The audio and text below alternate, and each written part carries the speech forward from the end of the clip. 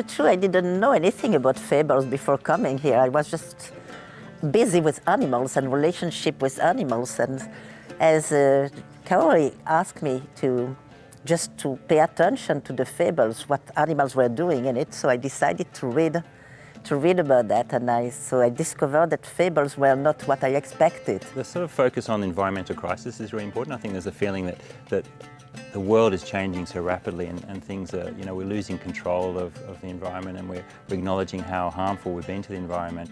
And so people are using stories to try to understand that, to make sense of it. We're sort of in such a complex world, and stories, fables, which are kind of short stories with kind of morals, are helping us to understand that.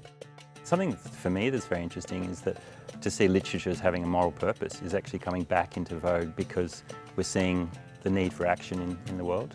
I think we all are recognizing, particularly COVID just put a fine magnifying glass on it, that we're living in a time that is a crisis of not just nature, not just financial, not just many, many more labels we can put on it, but at the heart of it all is this question of what is my responsibility to other people? What is their responsibility to me? Where have I come from? What is all of our responsibility to our ancestors, and what is our responsibility to the people who come after? And some of those people, maybe most of those people, aren't human. And so befell that in a dawning, as Chanticleer, among his weavers all, sat on his perch that was in the hall, and next him sat this fair Pertelote. Imagine an ocean, the gannets loquacious, long-winded, arriving in shifts from the middle deeps, their flight paths in kilter.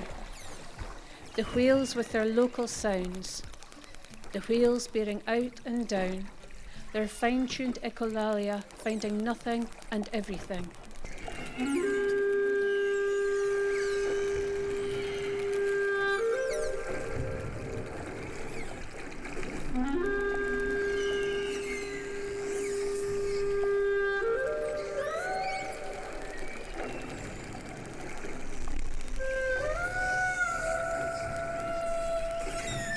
I think, fables and the stories we tell ourselves are incredibly important, because they not only describe our reality and the world around us, but they create our reality. They create our expectations and our understanding. Before, you see, the scientists would say that the people in the humanities are no good, and particularly poets, well, they're unthinkable because they're so subjective.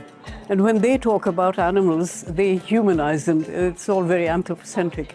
But now they're saying that, maybe we do have a way of looking at things that is useful. I discovered now that the fables were also a way of dealing with the identity of the subjectivity, either of human and animal, that they were in some ways exchanging former subjectivities that really interest me.